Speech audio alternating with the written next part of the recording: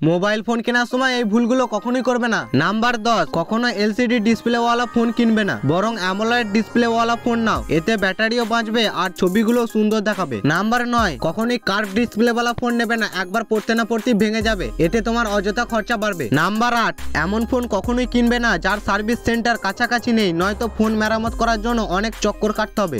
Number 7, যদি তুমি কখনো দামি ফোন কিনতে চাও তাহলে কখনোই অনলাইন থেকে অর্ডার করবে না, কারণ ফোনের জায়গায় সাবানের টুকরো আসতে পারে। নাম্বার 6, আর যদি অনলাইন থেকে অর্ডার করতে হয় তাহলে ডেলিভারি বয়ের সামনে প্যাকেটটিকে খুলে দেখবে এবং সেটিকে রেকর্ড করতে ভুলবে না। নাম্বার 5, কখনো 4টে ক্যামেরা থেকে ফোন নেবে না, কারণ কাজ শুধুমাত্র 2টো ক্যামেরাতেই হয়, প্রাইমারি এবং হোয়াইট অ্যাঙ্গেল। নাম্বার 4, কখনো বেশি মেগাপিক্সেল থেকে ফোন কিনবে না, কারণ 12 থেকে 50 মেগাপিক্সেলের ক্যামেরা অনেক বেশি ভালো হয়। নাম্বার 3, কখনো 120 ওয়াট 150 ওয়াট চার্জারের চক্করে পড়বে না, বরং 30 থেকে 60 ওয়াটের চার্জারই সব থেকে বেস্ট। নাম্বার 2, যদি 5G ফোন কিনতে চাও তাহলে তার ব্র্যান্ড চেক করে নেবে, দেখবে সেই ফোনে যেন অনেক ব্র্যান্ড থাকে, না হলে পরে 5G ফোনেতে 5G চলবে না। নাম্বার 1, নতুন ফোন কেনার পর যদি কোনো সমস্যা হয় তাহলে শুধুমাত্র সেই ফোনের সার্ভিস সেন্টারই মেরামত করাবে, নয়তো ফোনের ওয়ারেন্টি বাতিল হয়ে যেতে পারে। আর হ্যাঁ, তুমি এখন কোন ফোনে ভিডিওটা দেখছো কমেন্ট করে জানাও।